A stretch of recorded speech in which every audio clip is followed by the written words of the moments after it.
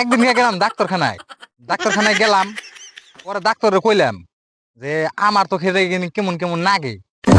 পরে ডাক্তারে কয় কি, কয় তুমি বিড়ি খাও বাদ দিয়ে দিও।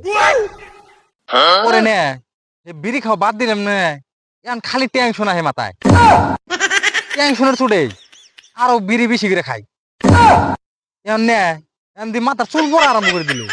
চুল পড়তে হতে মাথা টাইট লয়ে গেল যে। এখন নে টেনশন চুটে আরো বেশি বেশি বিড়ি খাওয়া ধরলাম। আগের দিন 1 মোড়া খাইতাম, এখন 3 মোড়া করে যায়। আমার তো মাথায় নষ্ট হয়ে গেল গা, কি করি এখন? পরে আমার বিড়ি খাওয়া বাদ গেল না, আর আরো নে টেনশন বেশি এলো খালি। পরে কইলাম যে এখন একটা বুদ্ধি কি। পরে এক ডাক্তারে কয় কি, কয় যে এক কাম করো, ডেইলি সকালবেলা বিড়ি খাই খাই মোতা ফেলাইছো না, এখানে মোতা খাইবে। পরে আমি কইলাম হবনি সামনে মোতা কি হবো। পরে যেটি মোতা ফালাইছিলাম নিয়ে একবারে বাচ্চা তো জড়ো করে এলাইছি, পিল দিয়ে এলাইছি। পিল দেওয়ার পরে বললাম এখন খাইয়ে দিম কেমন নাগে। পরে এই তো বিড়ির মোতা খাওয়া আরম্ভ করে দিলাম। খাই নে এখন খালি কাশ আহে, কাশতে কাশতে জীবন শেষ। এখন কি করি?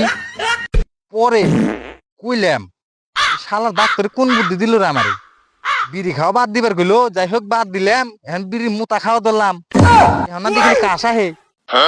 পরে কইলাম যে না এমা করন দেবো না, কালকে দিকে সিগারেট খাম। পরে হাসা করে আরম্ভ করে দিলাম বিড়ি খাওয়া, সিগারেট খাওয়া। সিগারেট মিগারেট খাইয়ে এখন তো আমি রাজা। আগে আসলাম কোটিপতি, বর্তমানে হলাম ভিকারিপতি।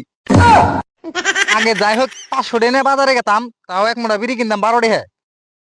এখন দিনে 1 মোটা করে ফিলাক যায়, দাম হয়েছে 100 টাকা।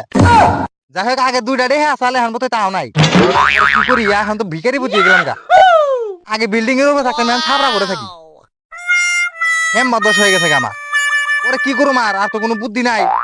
ওরা আমার 10,000 এরম হয়েছে, তাতে মনে তো কয় না আমি বাসম বসে দিই। দেখেন আমার চ্যানেলটা সাবস্ক্রাইব করেন, আর ভিডিওটা একটা লাইক করেন, আর ফেসবুকে দেখেন ভিডিওটা শেয়ার করে রেখেছেন। আবার আহি গিয়া দেখি কেমন লাগে থাকেন।